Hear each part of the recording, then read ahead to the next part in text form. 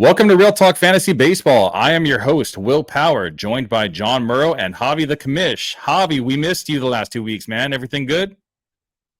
Yeah, man. My kid's done with school, so I had to do a couple of graduation type things. So Back to the my important stuff, 5-year-old, Javi. he's gonna start to go to school this year, so we had to go do a school thing for him. So it's just been a little hectic, but the kids are on vacation, so we're good. Nice. Oh, they started vacation already? Yeah, yesterday was their last Oh, day, man. as a matter of fact. Yep. Lucky you. I actually have my senior in high school's graduation next Tuesday. So I got a busy week next week, unfortunately. Oh shit. Yeah. No kids for me yet. No, a few more months and you'll be right there with us. Mm-hmm. We're gonna start calling you Daddy. Should I put that in my tagline? Yeah, Papi, we'll put John papi. Murrow. John Murrow, I'm your papi. Mm. little homage to Eddie Guerrero right there. All right, Yeah, so right. this lineup, we got weekend streamers, best surprises so far, worst surprises so far, and if we have a little time, I prepared a little trivia for you guys, all coming up on Real Talk Fantasy Baseball. If it comes to the point where I see Matt Olson there, and I know that Bryce Harper and Pete Alonso are still waiting in the wings, like maybe a round or two later, I think I'm passing on Matt Olson. Kept hearing home run after home run after home run. I was like, holy crap, like it's the old Altuve, you know? And I'm going after guys like Austin Riley that's going to hit close to 40 home runs with a decent batting average. It has nothing to do with the luxury tax or any of that stuff, dude. It's just the owners want to bring a champion to a team. They're going to do whatever it takes. All right, welcome back. Real quick, I just want to say last week I was asked why we don't do the two-start pitchers anymore. And just so everyone knows, the reason for that is because last time we did two-star pitchers, a lot of the pitchers that we named didn't actually make two starts, whether it was rain out, six-man rotation, or the team just decided to do a bullpen game. There's a lot of reasons why two-star pitchers actually just don't work out. So I don't feel right giving you guys our two-star pitcher recommendations and then they don't end up making the two starts. So instead, we do the weekend streamers for you guys to help you finish your week strong. So let's get started. All right, we'll go through these names somewhat quick. Javi, I'll start with you, and John, you can follow up with your response. I'll give you the guys the probable pitcher and the day and the matchup, and you guys just give me a start or sit. And if you feel you need to elaborate, by all means, say your piece, but we got a lot of names to go through, so let's try to keep it short. Let's do it. You got it. On Friday, June 7th, we have 10 streamers rostered under 60%, starting with Lance Lynn versus Colorado. Javi, starter sit. Sit. John, starter sit. Yes, he has been pitching pretty well in his last 3 starts against legit lineups. 16 innings pitched, giving up just 1 run. Yes. I like it also because he's not in Colorado. He's in St. Louis. So that helps a little bit also. All right, Javi. Brandon Pfaadt at San Diego. Sit. John? Start. Tougher lineup. We know, I've loved Pfaadt since he really shoved it against the Phillies last October. He's 0-1 with a 2.89, 17 Ks in 3 appearances against the Padres. Go for it. All right, Javi. Reese Olson versus Milwaukee. At Milwaukee versus Milwaukee, so at home. I'll say yes. He's been all right. He's been one of the Tigers' more consistent pitchers. So I'll say yes. He has been, but I'm going to say no. I think Milwaukee is up for a bounce back series after they just got rocked by these guys. I think I know Reese got rocked against his last start against Boston. He gave up 5 runs and 5.1 innings. I don't love the matchup against Milwaukee. He's had a good year, but Milwaukee's due. Yeah, the thing with Reese Olson, though, is because he's pitching, at home, I feel like that's a way better opportunity for him to pitch well versus if he was pitching in Milwaukee. So I'm going to go ahead and say yes on Reese Olson. All right, Javi. Cole Irvin at Tampa Bay.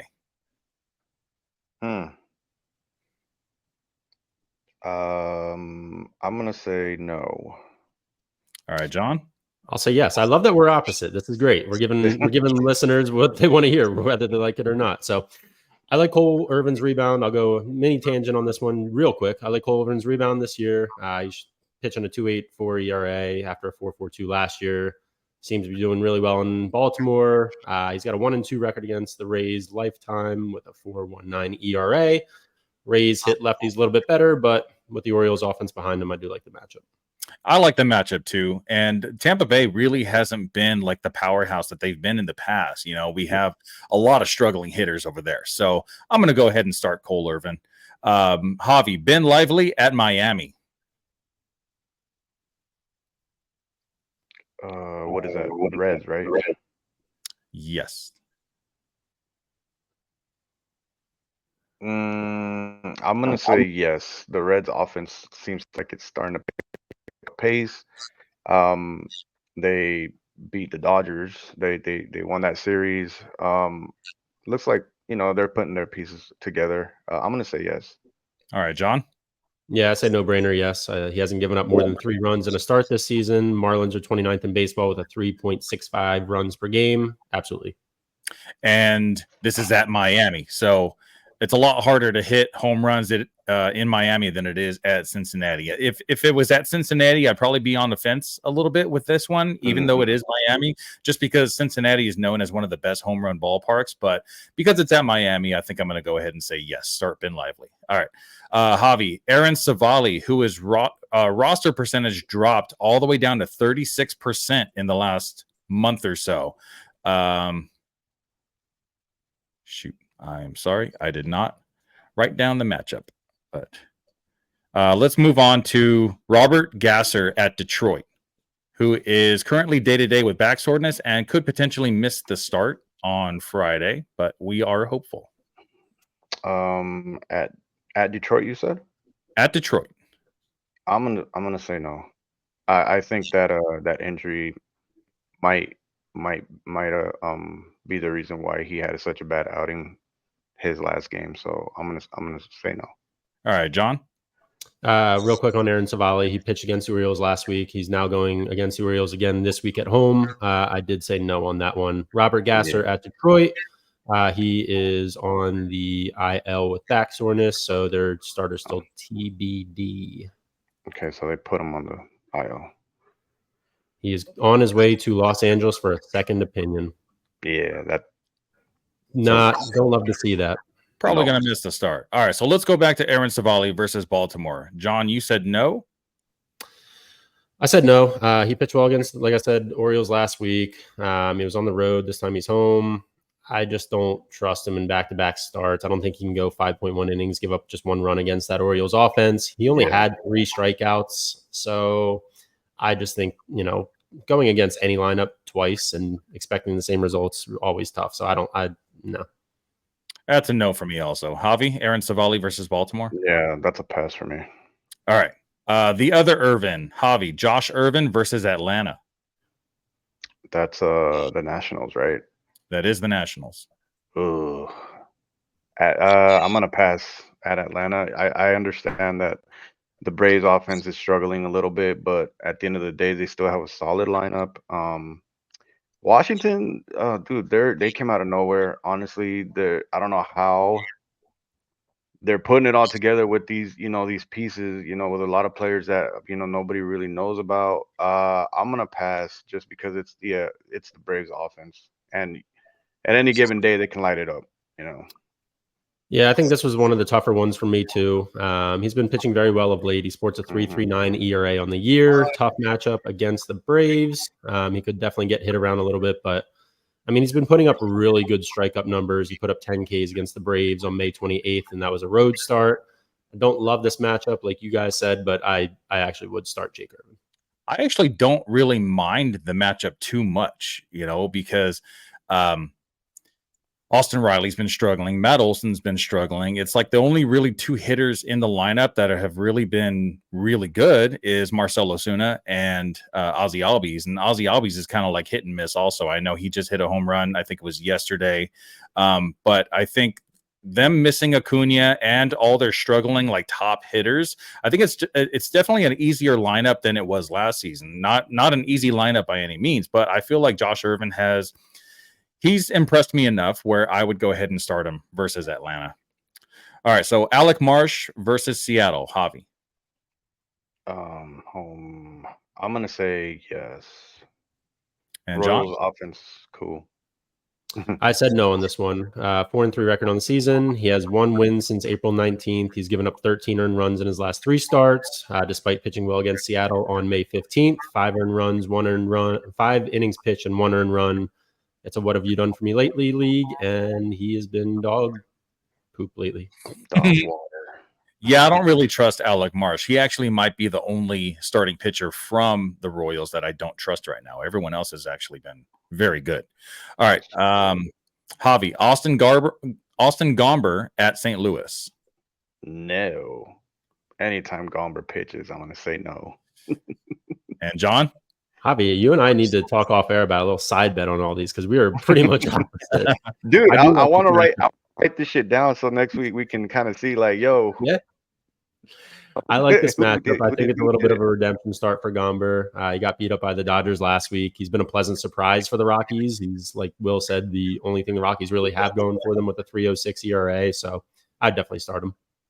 Yeah, I actually have Austin Gomber in 2 of my leagues, and he has been putting up points, man. He really crapped the bed against the Dodgers, but other than that, he's been really good, and pitching at St. Louis, I like that matchup so much better than if he was pitching at Colorado. So I'm going to say yes on Austin Gomber as well. Did you draft him or pick him up? I picked him up. Nice. All right, Javi, Mike Lorenzen versus San Francisco. Yeah, this was the guy that I was kind of targeting from that list of pitchers you sent me. I like this matchup. It's at home. His last 4 games, he's gone 6 innings, only 3 earned runs, 21 strikes. He has walked 12 guys, but he's been very solid. That Texas Rangers lineup has been beat up, the rotation. So he's one of the more consistent pitchers that they've had. And it's a great spot against a Giants offense who's not that great, and it's a home game. Sometimes the Rangers really are a very confusing team right now. But I feel like he's like one of the lone bright spots on that team right now. So I would definitely start him against the Giants for now until Max Scherzer and Jacob deGrom are back, right? Yeah, and then they get hurt again. I know, right? I mean, you hope not, right? But I'm sitting on deGrom all year in both of my leagues, so we can't be wishing that in. Yeah, I got him in one of my leagues too, so I'm hoping he comes back and he's throwing 100 and striking everybody out. Y'all better say some hallelujahs and shit, man. Yeah, seriously. Get on my knees and pray. Yeah, for real. Yeah, but I like to start. I'll say I would also start him too. He's been hot. I think he's going to fade out. He did this with the Phils last year. He was hot, right at the trade deadline real quick, and then just kind of fell off a cliff. But ride him while he's hot. He's given up just 3 earned runs in his past 4 starts.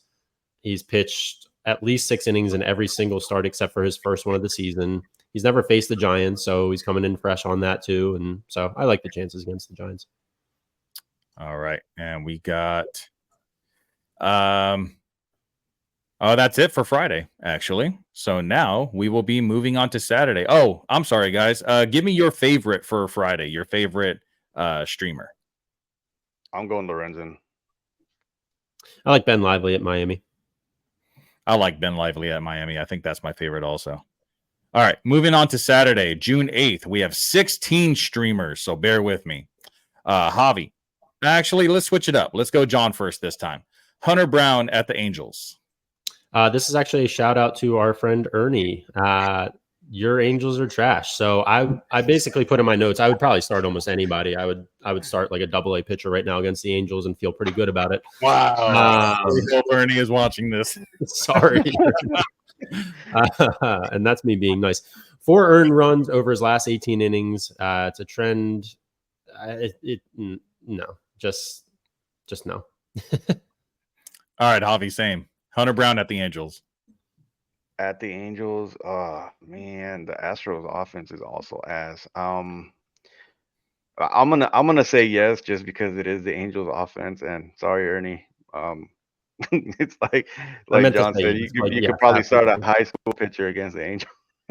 I When I mean, say no, I say no chance that the Angels are going to beat Hunter Brown despite his 6.78 ERA. Yeah, I'm gonna say yes on Hunter Brown. yeah, they're missing their best hitter right now in Mike Trout, so Yeah, that offense is it's pretty terrible right now. And it's no secret. Like I've heard Ernie say on their show, on the Sunday or Monday show, about the same thing. He talks crap about him, about the Angels, also about the owner, about the managers and coaching and all that. So I think he's pretty much in agreements with all of us. All right, John, Andrew Abbott versus the Cubs. He's only gotten negative points once this season in a start. Sports a 3.39 ERA. He's got a 4-5 record. Cubs have a 2.41 batting average against lefties. They've lost 60% of the start. So I would. This one I thought about a little bit, but yeah, I would start him. And Javi. I'm gonna say yes too. Uh, like I said, the Reds offense is kind of putting things together a little bit. I like their offense a little bit more than the Cubs offense. So I'm gonna say All yes. right.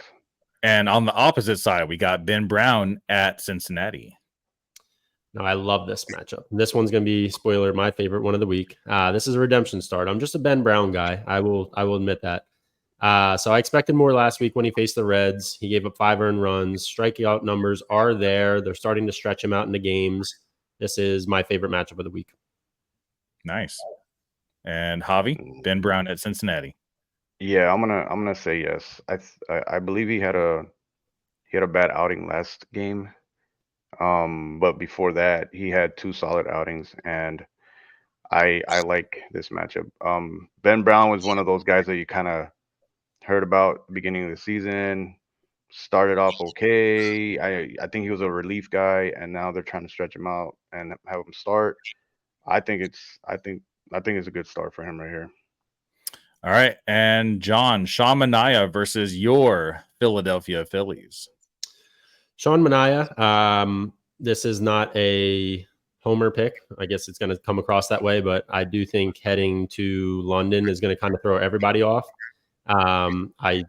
I just think that truthfully the Mets are going to get swept there. Nobody knows their body and they don't know how they're going to respond. I think pitchers will have the advantage a little bit more here, but I don't know. I don't trust the Mets lineup against the Phillies. I don't trust their pitching staff against the Phillies. Granted, Manaea is 1-1 with a 3.52 ERA lifetime against the Phillies, but this lineup this year is just different, and the Mets are spiraling. So no, I would not start Manaea. I don't really know what the elevation is in London, but the breaking balls break differently in Colorado than they do in Los Angeles. So I wonder what pitches are really going to look like in London. I guess we're going to have to watch and find out, right? Mm. All right, Javi, Sean Manaea versus Philadelphia. Yeah, I'm gonna pass. The Mets, I don't know if you guys seen the recent videos on their players and their frustrations and throwing helmets and all kinds of crazy shit. That Throwing team gloves. is in shambles right now, Yeah. and I think it's gonna carry over to this London showdown. And yeah, I believe that they're gonna get swept by the Phillies. Yeah, I completely agree. Honestly, if it's not an ace of a team, I'm not starting any pitcher versus Philadelphia right now. Yeah, that's tough. Philadelphia is a scary lineup, and John, wipe that smile off your face right now. All right, John, Kyle Gibson versus Colorado. Do we get Ryan Weathers, or you want to go back to that one? I'm sorry, Ryan Weathers versus Cleveland. He's kind of, so I like Ryan Weathers. He's actually on one of my teams. He's kind of been all or nothing this year. I think just against that Cleveland offense, I do not like this matchup. So overall, I do like Ryan Weathers, just not the matchup itself. So I would sit him in this one. And Javi? So this one's my spoiler right here. This was the guy that I'm favoring as a Saturday streamer. Yeah, the Cleveland offense is very, very good. That's why I was kind of on the fence about this one. Miami's offense is trash. We know that. But he has been pitching great. His last 6 games, he's gone at least 6 innings. Only has 1 win, but he has 38 strikeouts. He's given up a lot of hits, but I mean, for what Miami has, he's pretty much like again one of their bright spots. I'm gonna take a chance. I think it's a home game, right? Yep. Yeah, I think it's a home game. So, it's at so home. I'm gonna say screw it. Like I'll start him. I think the best that we can kind of get from Ryan Weathers is probably going to be like a very low quality start. You know, I think he could possibly go 6 innings with 3 earned runs or less. Not a lot of strikeouts. He's probably going to give up a lot of hits. And I think that is wishful thinking. You know, I feel like Ryan Weathers has impressed in a lot of starts, but versus Cleveland, like they're pretty hot right now, man. Like Josh Naylor, Jose Ramirez, who claims to be better than Barry Bonds. You know, we can talk about that at a different time. But maybe Barry Bonds now. That was a good one. That was a good one. I wish we could say that to his face. No, I don't. All right, moving on. John, Kyle Gibson versus Colorado. I like this matchup simply because it's in St. Louis and not in Colorado. Gibson's been pretty solid this year. He's never faced the Rockies, so anyone almost similar to the Angels, I almost like anybody against the Rockies too, especially if it's not in Colorado. I always grab Kyle Gibson as a streamer. I feel like he does very well against really weak lineups, and Colorado is a very weak lineup, and especially because it's a home game for Gibson, I'm going to say start also. Javi? Yeah, I'm gonna say start. I like him better than Lance Lynn on Friday, simply because I feel Gibson is a much better pitcher, like you said, against weaker lineups. So I'm gonna start him. Yeah, I think Lance Lynn's a little scary for me because you never know which Lance Lynn you're going to get. You're not going to get the Lance Lynn from 5 years ago. Dude, you know? it was like even when he pitched against the Phillies, he started off really good, bro, and then the wheels just came off, bro, and I was like, boys get tired, man. Yeah. I mean, he looks big, bro. It could be that spare tire that he's holding in front of him. You know, maybe he needs to learn from a couple of other guys out there that have lost some weight. And look how CC Sabathia was like, kind of like towards the end of his career after he gained all that weight. Alek Manoah is another one. I know you used to love Alek Manoah. When he gained all that weight, he just hasn't been the same anymore, man. He looks so out of shape, and sometimes it works. Bartolo Colon, it worked for him. Some guys it just doesn't work. CC David Cone. Dude, CC Sabathia is freaking ripped. I know John watched the game when that Lynn was pitching in. There was a play where there was a roller that he was trying to lean over and get, and I'm like, bro, I told my wife because I was watching it, and I'm like, babe, look how big this dude is. He couldn't even lean over to pick up the damn ball. What the hell? And if there was, I get it. Like he's always been like that kind of. He's had that build, but I just think, dude, he just looks much bigger for me this season. Oh, I don't know, man. Yeah, it's kind of like how I felt about Max Muncy going into the season. Also, like there's been times when Max Muncy comes back and he looks like he's in really good shape, and then other times he just looks sloppy. It's like I don't want a sloppy baseball player like on my team. If you're throwing 100 miles an hour, if you're throwing gas and you have a legit breaking ball, then whatever, man. If you're striking everybody out, I don't care how big you are or your athletic ability, But this dude, what's he throw? Like 92, 93? He don't throw gas anymore like he used to. Back when he was, what was it? Back with the Cardinals, actually, a long time ago. Yeah. All right. So yeah, no thanks. I'm on that guy. All right. So Taj Bradley versus Baltimore, John. Taj Bradley versus Baltimore. I like the matchup a little bit. He hasn't really shown his promise. I should say I like Taj Bradley a little bit, but I don't like the matchup. I'm sorry. The the last time he pitched against the Orioles, June 1st, just last week, really. 3.1 innings pitched, 9 earned runs, gave up 4 homers. I don't expect it to be that bad again, but there's no way I would put this guy out again and say, let's hope for the best. Yeah, that's pretty bad. Yeah, I pass. Yeah, I'll pass too. I really like Taj Bradley. I do too. I don't remember who the catcher was for the Rays that made a comment about Taj Bradley, but he basically called him the left-handed Shane McClanahan, but I feel like he has a long way to come before that actually comes to fruition, if that comes to fruition. All right, John, Matt Waldron versus Arizona. This is a guy where I'm saying if there's other options, go for those other options first.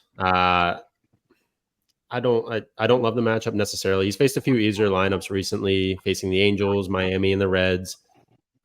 He's got a sub-4 ERA. I think he's got a 3.98 ERA on the season, so he's got some upside. But I just, if there's other guys out there, I would look elsewhere first. And Javi.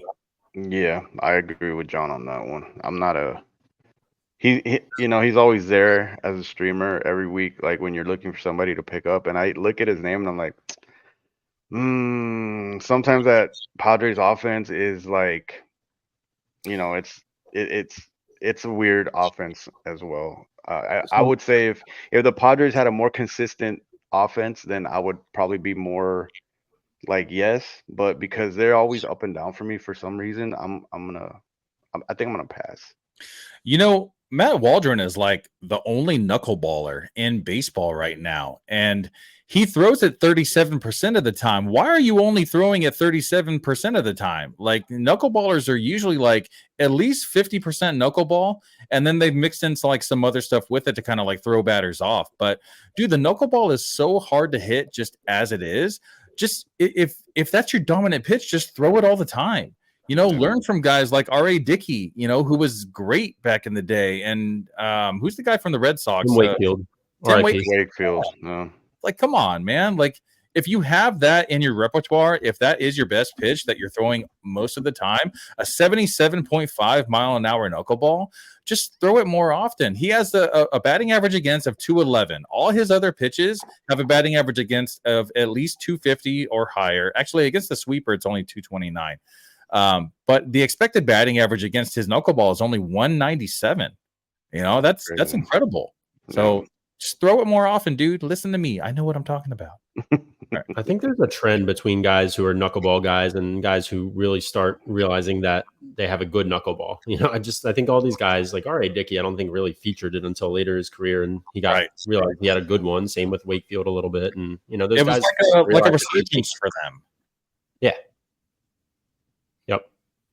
All right, guys. So that was Waldron. Andrew Heaney versus San Francisco. John. Heaney's had an up and down year. The Rangers haven't really stretched him out much of late. He's only pitched 6 innings in his last outing. He previously had not pitched more than 5 innings in a start since May 11th. He's got a 3.99 ERA, 21.7 K percentage, which is trending down. And specifically, I don't hate the matchup. I don't really love the matchup. Same thing, as Waldron. If there's other options, go for them first. But no, I probably wouldn't go with Heaney against the Giants. I'll pass. Ever since Andrew Heaney left the Dodgers and went elsewhere, I don't trust him anymore. He was really good with the Dodgers, and no thank you. Javi, Andrew Heaney versus San Francisco. Yeah, I'm on board with you guys on that one. All right, Griffin Canning versus Houston. John. Griffin Canning could be a lot. I'd love to see him actually as a trade candidate. Canning's coming off a 6 2/3 inning outing against where he gave up just 1 run, struck out 4, 1 walk, and still got the loss against the Mariners. So this guy's not going to get any run support with Ernie's terrible Angels. He's actually going to face a tougher Astros lineup this time around. So no matter what, even if he gives up 1 run, 2 run, he's probably not getting a win here. So I don't like his chances, and I am not starting Griffin Canning against the Astros. Yeah. All right, Javi, same question. This guy, I'm on the fence on him a little bit. I know that the Angels' offense is not that great, but the Astros, that they've been kind of putting things together a little bit. I might actually take a chance on him just because of the matchup. I'm gonna say yes. Fuck it. So his expected ERA and expected batting average are the highest of his career. So I'm gonna say a big old fat no on this one. No. Fat no. All right, John, Simeon Woods Richardson at Pittsburgh. Can we just clarify and just change that to a big old Lance Lynn no, by the way?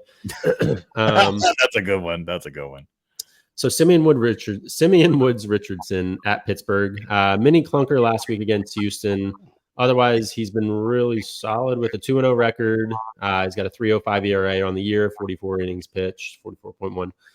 They don't stretch him out much. He hardly goes more than 5 innings in a start, but Pittsburgh's come back to earth. I think he's worth a flyer.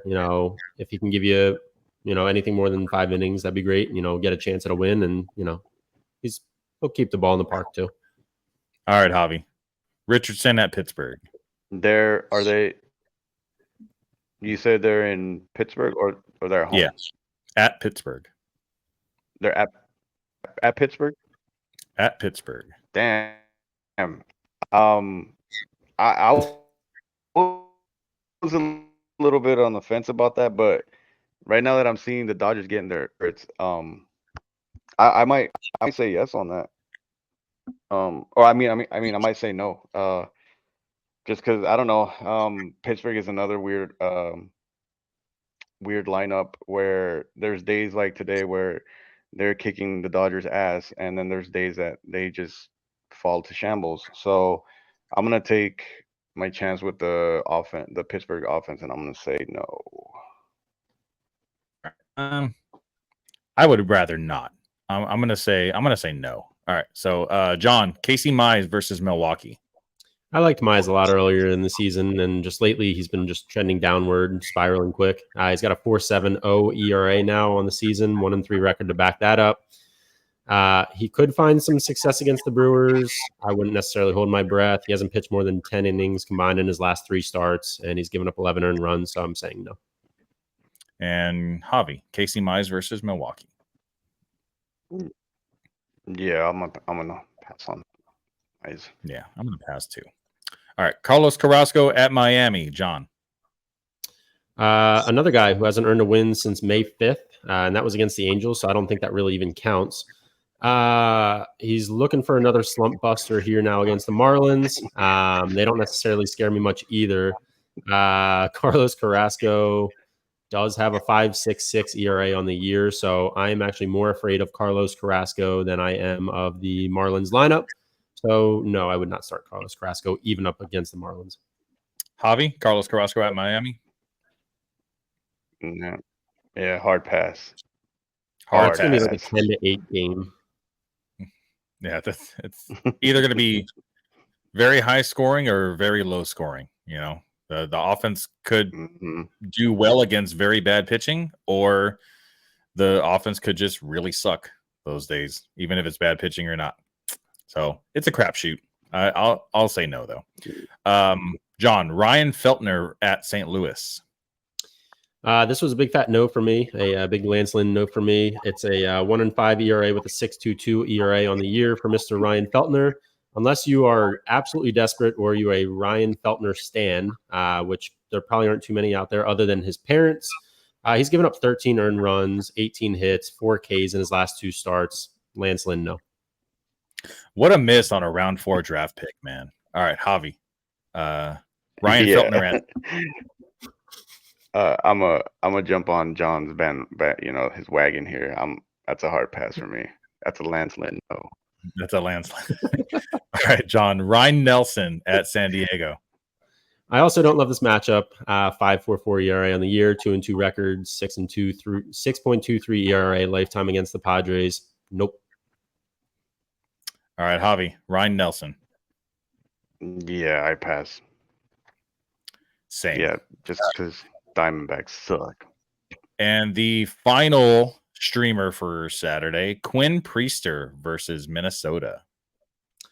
Quinn Priester's last 4 starts have all resulted in a loss. He's currently 0-5 on the season with a 4.83 ERA. There's a better chance the Angels make the playoffs than him getting a first win this season.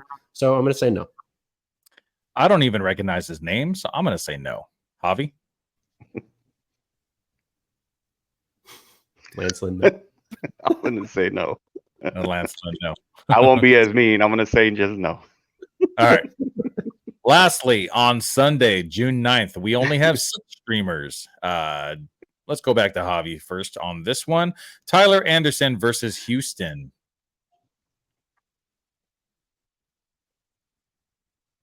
Javi, you there? Hello.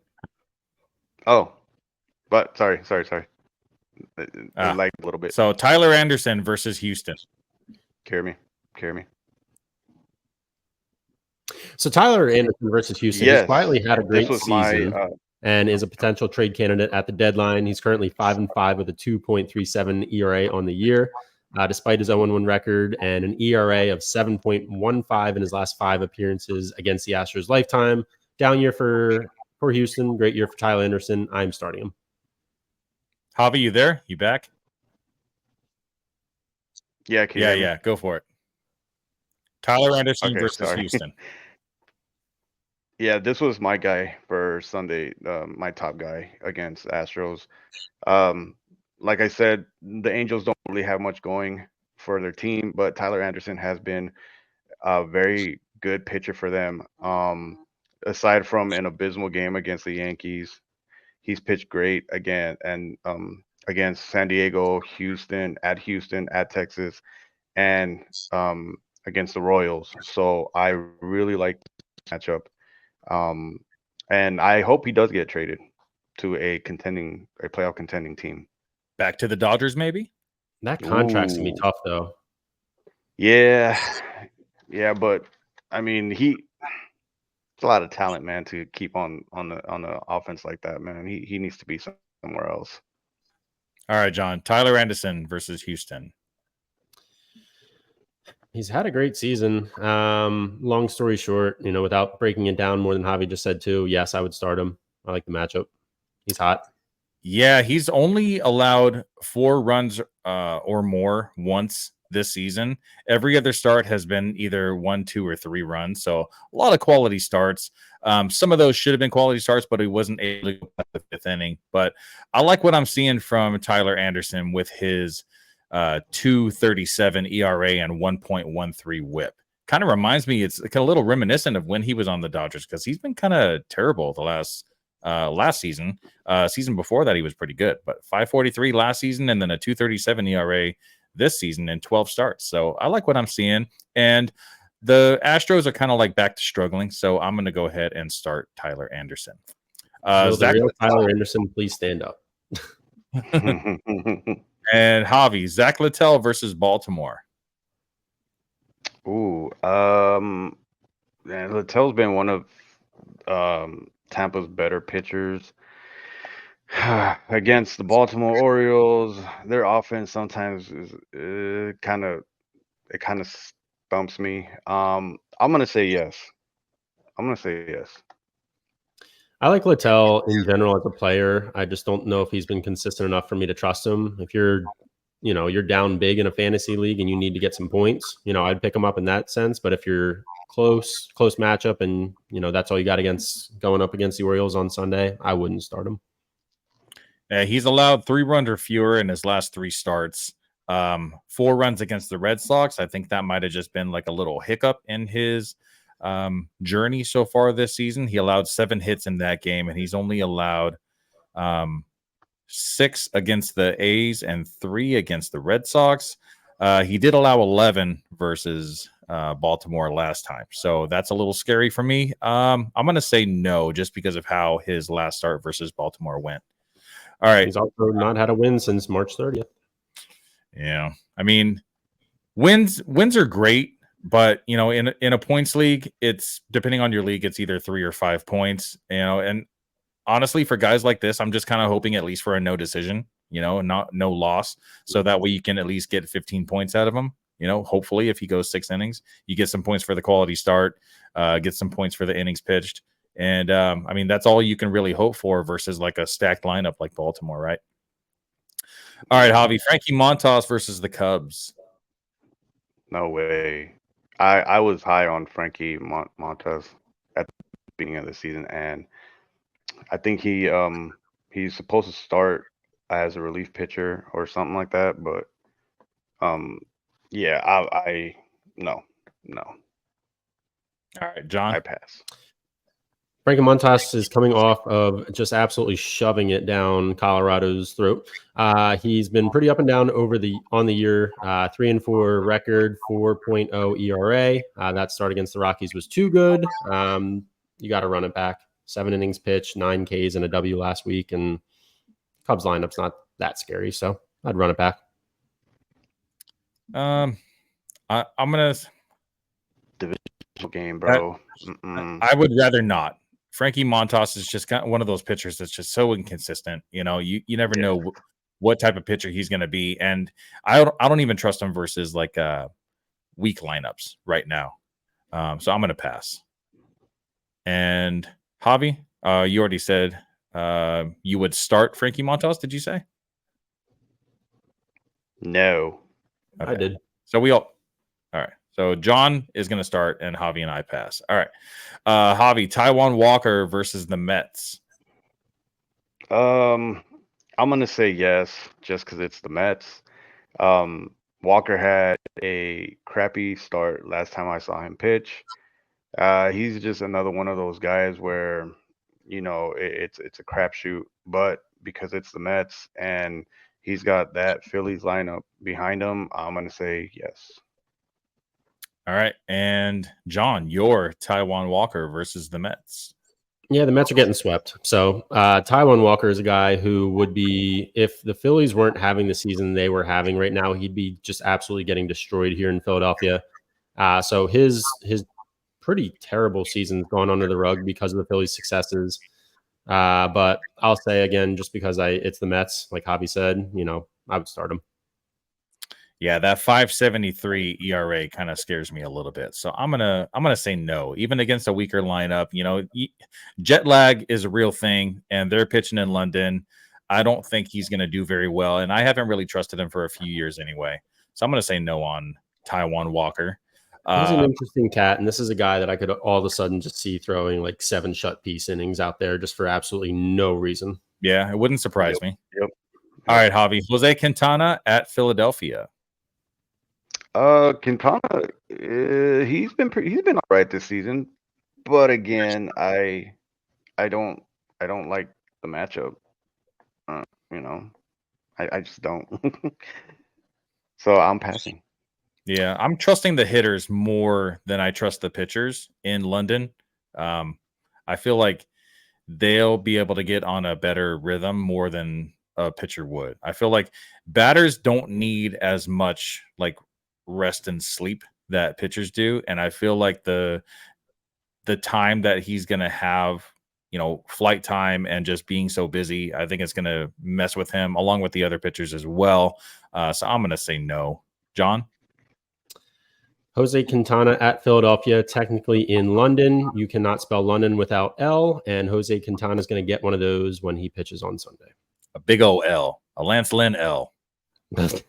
That's a triple L. Lance Lynn loss. Lance Lynn loss. All right, Javi. Last one. Trevor Rogers versus Cleveland.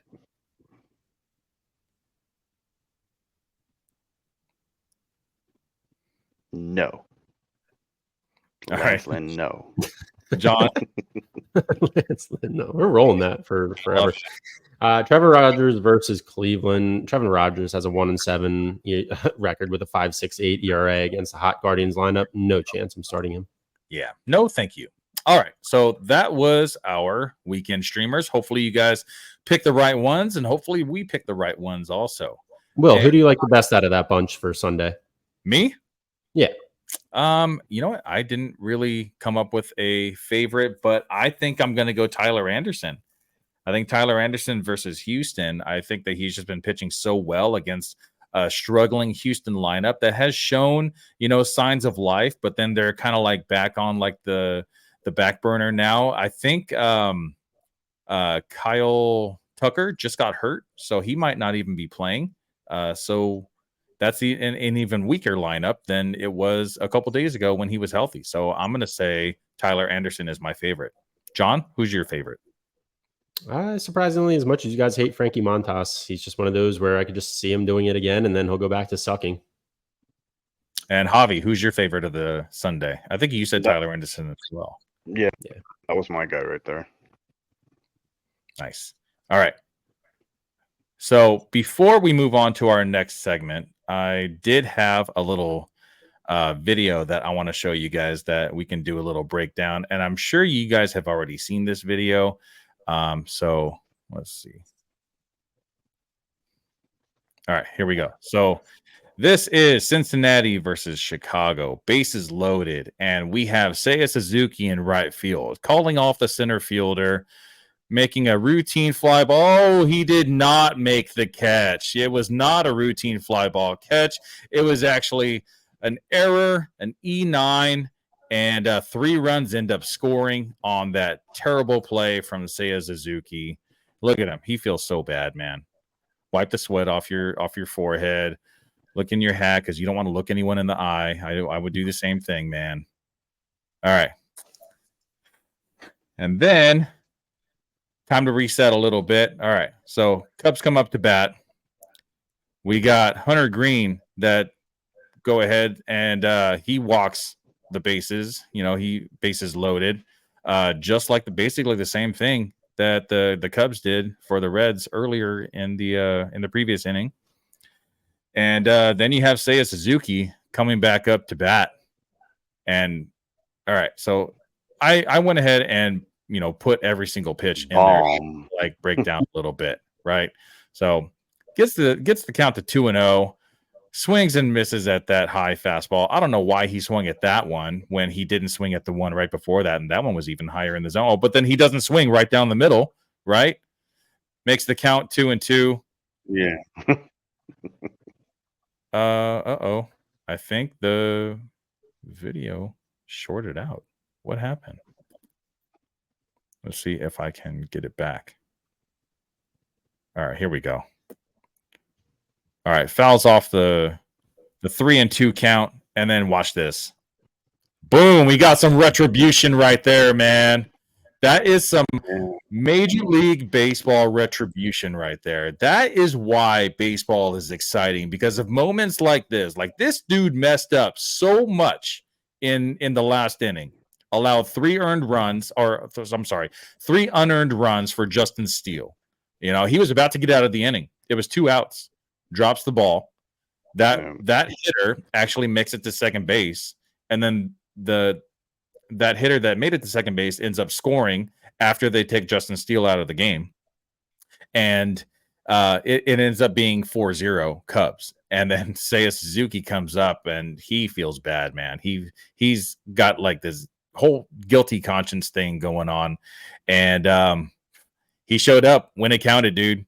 He hit that grand salami, and Cubs fans were rejoicing. That was great, man. I just felt like I needed to share that. It's not really like fantasy related, other than that grand slam. If you have, say, a Suzuki on your roster, and a couple runs for Jonathan India and whatever. But I feel like that was just a great baseball story, and I'm probably going to remember that even towards the end of the season. I'm a big Seiya guy, and I think he's been slumping here a bit, but he'll turn it on. Yeah, I think so too. I really like Seiya Suzuki, and he's one of those guys that either you love him or you don't. All right, next on the line. He came back from the IL. Yeah, he did. Actually, no. I think he is still on the IL. Well, no, he came back a couple weeks ago. Oh, did he came back. Yeah. Oh, yeah. Obviously, because he just hit that grand slam. Duh. All right, so next on the lineup, there have been a lot of surprise breakouts, comebacks, busts. Let's go to Javi first. What player has surprised you the most so far this season? Okay, so I'm going to go with Seth Lugo from the Royals. He's an older guy. He's 34, but man, he is 9-1 with a 2.13 ERA in 84 innings pitched, 71 strikeouts to 19 walks, with a 1.020 whip. This dude has always been like a low ERA guy. But for some, I don't know what he's drinking, man. This year he's turned into a different beast. Um, he leads the league in wins. The guy has an arsenal of pitches. And the fact that he's one of the older guys to this Royals, team that has a lot of young talent, with Cole Reagans, with Bobby Witt, stuff like that.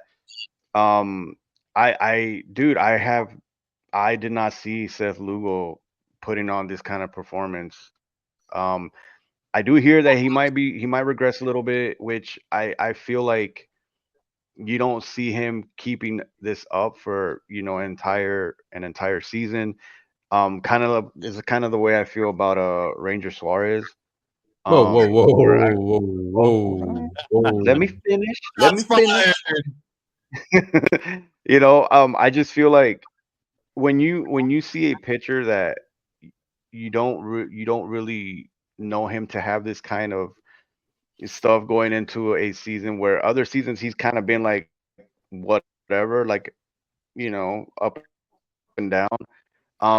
There's I feel like there's regression coming. But I mean, as far as like Lugo goes, dude, the guy seems to be he put it together this season so far, and um, I mean, at age 34, that's crazy, man. That's crazy. So I like what Lugo's done. The Royals have been pretty good this season. Something that we nobody really expected, but man, they've been putting it on. So Lugo is the surprise player for me, man. I actually have always liked Seth Lugo. He only had 2 bad seasons. He had a 4.71 ERA in 2017 and a 5.15 ERA in 2020. But the 2020 season, it's like, how much do you really count that? So other than that, he's had. Dodgers championship, right? Yeah, I was gonna say. I Come honestly, on, come on, that man. that championship has an asterisk. I don't count that as a legit championship because a lot of teams don't even get hot by the 60 game mark. Look at the Washington Nationals that won it all in 2019, and they at the All-Star break, they were an afterthought. Like no one ever thought that they were even going to make it to the playoffs at all, and then they ended up winning it all. Same thing with the Royals back in 2015. Like no one thought that they were going to be anything great, Diamondbacks last year making it to the World Series and end up, losing to the better team, the Rangers. But I mean, that's baseball. I feel like it's all about hot streaks and cold streaks, and the Dodgers just got hot at the right moment in that shortened season. I wish it was against the Astros. That would have been really nice. But I Now, really would you have counted it as a championship if it was against the Astros? no. Huh? I would have it would have made me happier. I would have. I still wouldn't count it as a legit championship win, the same way that I don't count the Astros win in 2017 as a legit win because the Astros cheated and the Dodgers ended up winning in like 75 games, versus 180, So that's my 2 cents on it. All right, we are at 53 minutes. So John, let's go ahead and get your surprise player for the season. Yeah. So my surprise player is Luis Gil, pitcher, New York Yankees. So I picked up Luis Gil actually following once I heard the Garrett Cole injury. I've always liked Gil a little bit. He's been a top prospect here and there for the Yankees. Some injuries have plagued him a bit, but I liked what I saw from him in 2021, where he had a 3.07 ERA, 11.7 Ks per 9 as a starter. This is a guy that was originally drafted by the Twins. And the Twins just had to have Jake Cave. So they traded Luis Gil to the Yankees in exchange straight up for Cave in 2018 as a prospect. But Luis Gil's always had nasty stuff. And when he first came up and started pitching for the Yankees in 2021, he was 23 years old. He was trying to earn his spot. He was a top prospect, like I said, in the organization, and he had Tommy John surgery in 2022, sidelined him all of 2023. So when I picked up Gil and took a flyer on him back in March, I figured he could be good, but I never expected what he's given us to this point in 2024 so far. So I'll say that it's funny that this guy is 26 and he is a rookie, even though he's pitched in 2021, 2022, and 2024, but he's still a rookie, but that's neither here nor there. So right now, it's a really great story. He is now the reigning American League rookie and pitcher of the month for the month of May. He's also extended his quality start streak to 7 with the performance this past week. He's got an eye-popping 0.60 ERA through 44.2 innings pitched over the last 7 starts. And on the season, this guy is 8-1, 1.82 ERA in 12 games started. His baseball savant page tells you this is not a fluke. His expected ERA is much higher at a 2.66 to his actual 1.82, but still good for 91st percentile in baseball. Expected batting average against is 98th percentile in baseball with a 175 expecting batting average against. He's got a 31.5% K percentage, 12.6 walk percentage. Could be a little bit better if you're going to be picky, but this guy's a stud, man. And another thing I really like about him too moving forward is once Garrett Cole comes back, he's now your ace. You don't have to rely on Gill as much. He's going to get better matchups. This guy's going to be an all-star. I love Luis Gill, man. Yeah. I think that there is something to be said about rookie pitchers, and if I had him in my lineup, I'm not saying that I would drop him, but it wouldn't surprise me if there was some regression. I really do like what I see. I like the surface numbers. I like the underlying numbers. He just looks very legit. And the only thing that kind of scares me is like what you kind of touched on earlier. It's where like this is his rookie season, but he's been given opportunities in the past. So what did he do to be given, more of an opportunity or to be able to just pitch better than he has in the past? I don't know. I feel like it's a little bit too early to see that. And I love what you said. I didn't know that he was player of the month, and I assumed that he was pitcher of the month just because of how he's been performing. All right, so I'm going to move on to my guy, and I know you guys are going to be like, what? How has this guy been surprising you, right? And that is Bobby Witt Jr. So Bobby Witt Jr., all right, 23 years old, drafted in 2019 by the Kansas City Royals, round number 1, number 2 overall. And this was not a miss, guys. In 2022, Bobby Witt made his MLB debut. Did not disappoint. In 150 games, he scored 82 runs, 20 home runs, and 30 stolen bases, while carrying a 254 batting average and a 722 OPS. Now, I am a very skeptical person when it comes to rookies, so I didn't really expect much from his sophomore season in 2023. I made a huge mistake, and I traded Bobby Witt Jr. for Bo Bichette before the 2023 season. Obviously, looking back on it now, it was a terrible trade, but it was a terrible trade seeing as Bobby Witt got better in 2023, scoring 97 runs, 96 RBI, 30 home runs, and 49 stolen bases. Now, going into 2024, I really thought some regression was coming. I thought the batting average was going to get lower. Maybe stolen bases are fine because, he's 99th percentile in sprint speed. I didn't think he was going to be able to hit, 30 home runs, but I couldn't have been more wrong, guys. Bobby Witt is currently 4th in league-wide batting average, 1st in the American League, 6th in league-wide RBI, 4th in the AL, 2nd in league-wide hits, 1st in the AL, and 4th in stolen bases league-wide, and 2nd in AL. He's probably going to hit 30 home runs. He's in contention for the AL MVP along with Aaron Judge and Jose Ramirez. I was completely wrong about Bobby Witt, and now I am all in. I mean, his StatCast numbers, it's like red everywhere, dude. I think I actually might have. Yeah, look at this. Look at all that red, man. There you go. Expected WOBA, 98th percentile. Expected batting average, 100th percentile. Expected slug, 99th percentile. Average exit velocity, 95th percentile. Bat speed, a new one, 89th percentile. Barrel percentage, 96th percentile. Hard hit rate, 92nd percentile. Like, this dude is freaking crazy, man. Bobby Witt Jr. is the Ronald Acuna of this season. If he can keep that batting average up and he can just keep on just doing what he's doing for the past 2.5 months, this guy is in serious contention for AL MVP this season. He's so quiet too. Yep. Very Yeah, well, I under the mean, radar.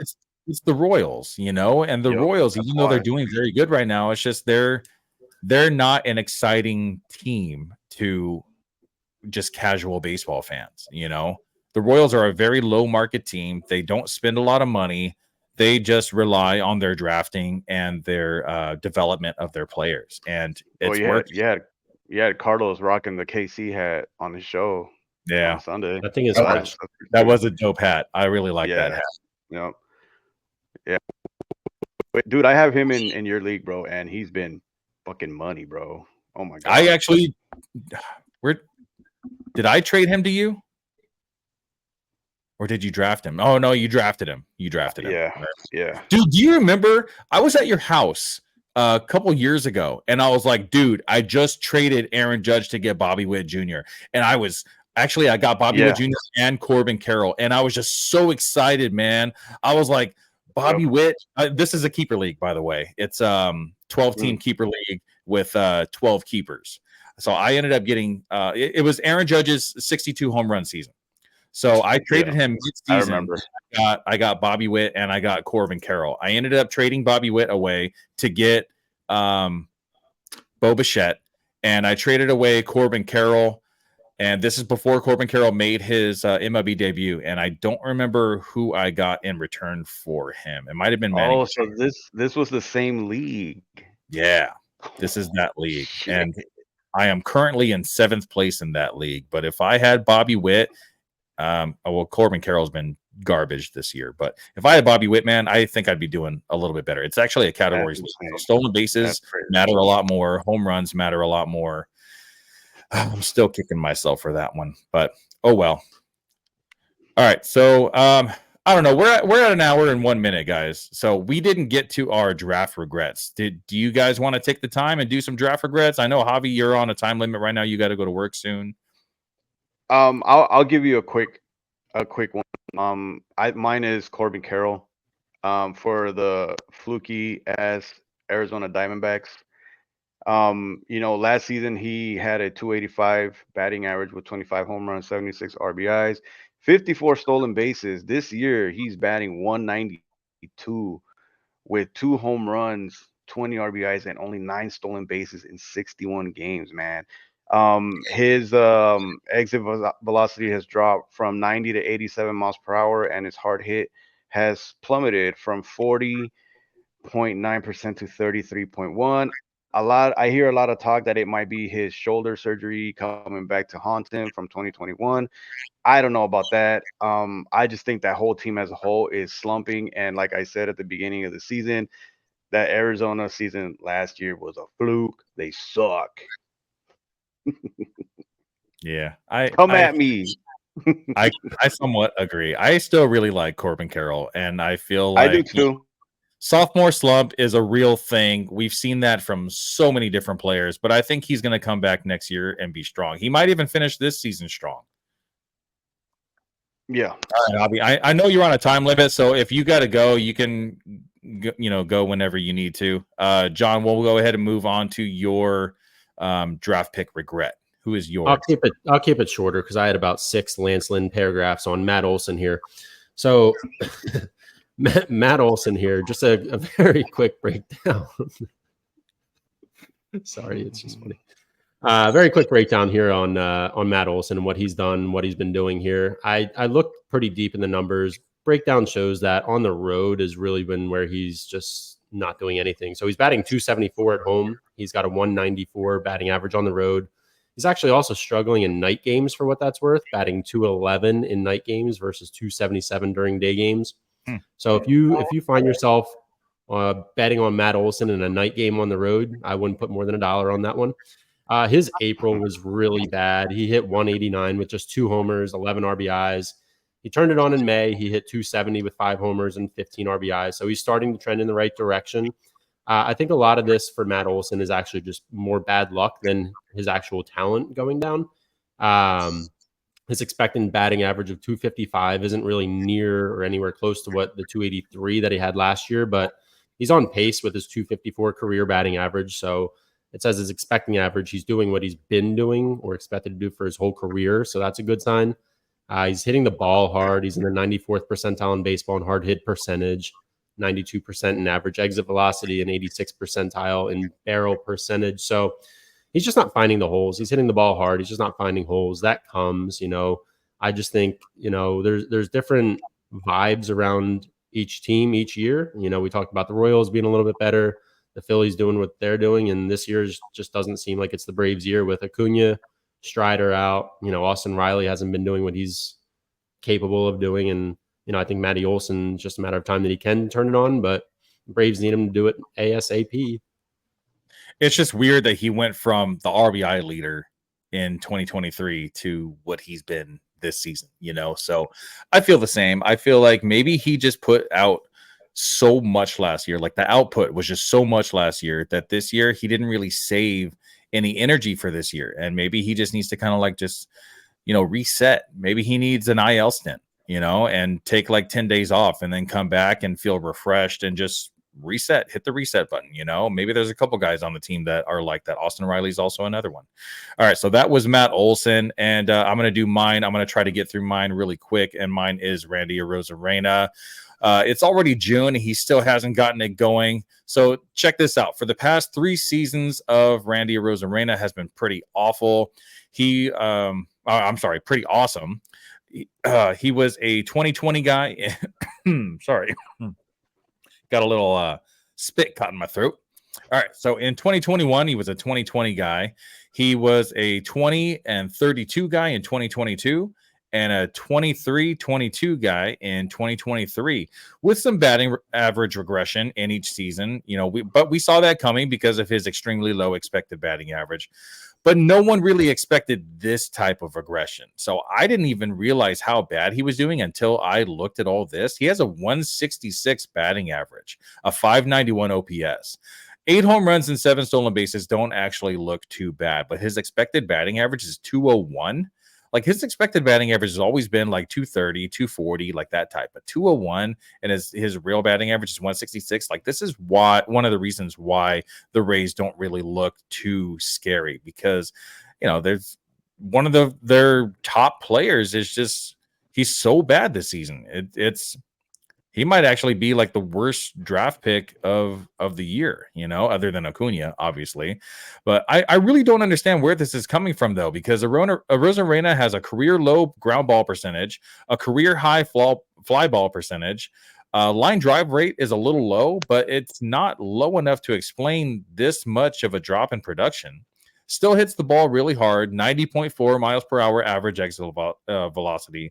112.1 max exit velocity.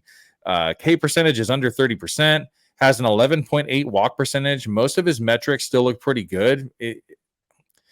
Since his metrics look good, it kind of gives me hope that Arozarena will start to turn things around soon. I think this actually makes him a great buy low option. I actually sent out some offers, which I got a denial on one of them. I ended up trying to send a pitcher out for Arozarena, a hot pitcher that's like doing good in the moment, but it got declined. So, I think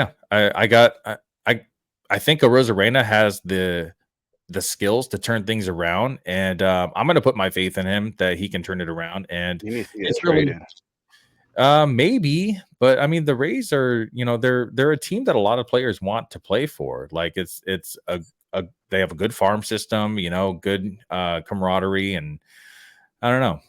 I feel like no team is going to want to trade for him if he's not producing. So he needs to turn things around. He was going to be my disappointment if it wasn't Corbin Carroll. That's the guy that I was going to go for. Credit where credit's due. I think you both said you were touching him at the beginning of the year, drafting him at least.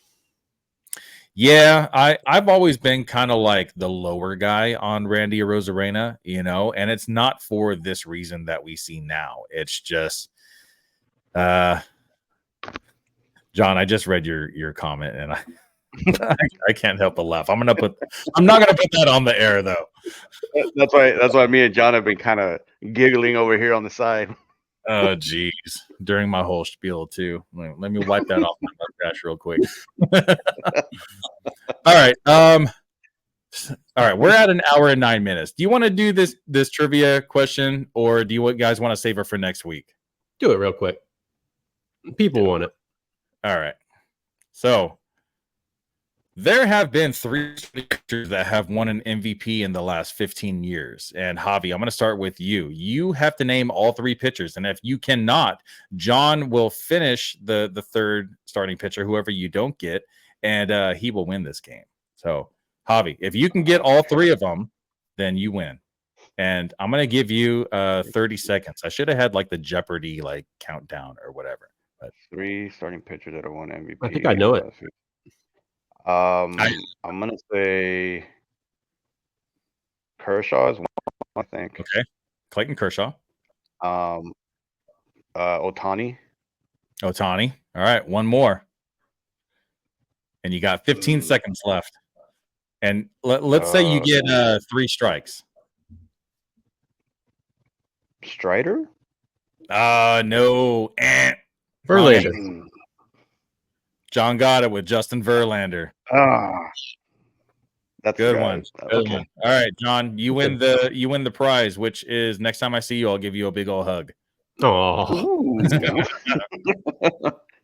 gonna give you Okay, a big old Lance Lynn hug. Big old Lance Lynn hug. I got the belly for it, man. It's coming.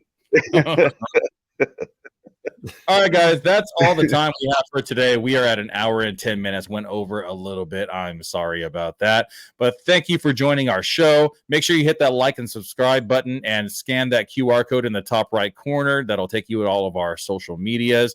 And we'll be back next week. Thank you and see you guys. See you guys.